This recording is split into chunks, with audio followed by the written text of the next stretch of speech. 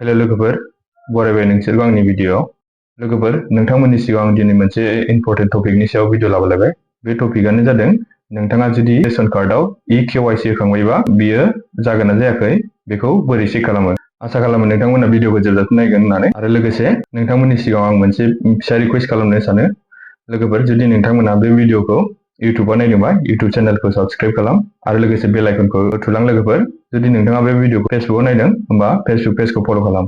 जुदि नोंथाङा KYC होखांबायबा KYC आ जागोन ना जायाखै बेखौ नायनो थाखाय नोंथांमोना मबाइलावनो हायो। बेनि थाखाय ब्राउजाराव थां। ब्राउजाराव थांनानै ration card KYC status of Assam बिदि लिर। लोगोफोर, बिदि लिरखांनायनि उनाव सार्च खालामना हो। सार्च खालामखांनानै बेबायदि फैगोन नै। होमबा गाहायथिंजाय थां। गाहायथिंजाय थांनानै नैबाव नुगोन नै AEPDS-आसाम बेयाव थुना हो। लोगोफोर,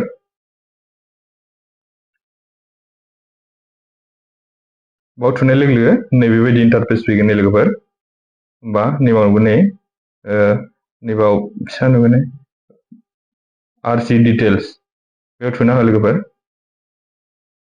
बाव थुनायनि लोगो लोगो बेबायदि इन्टारफेस फैगोन लोगोफोर, नायनानै ला।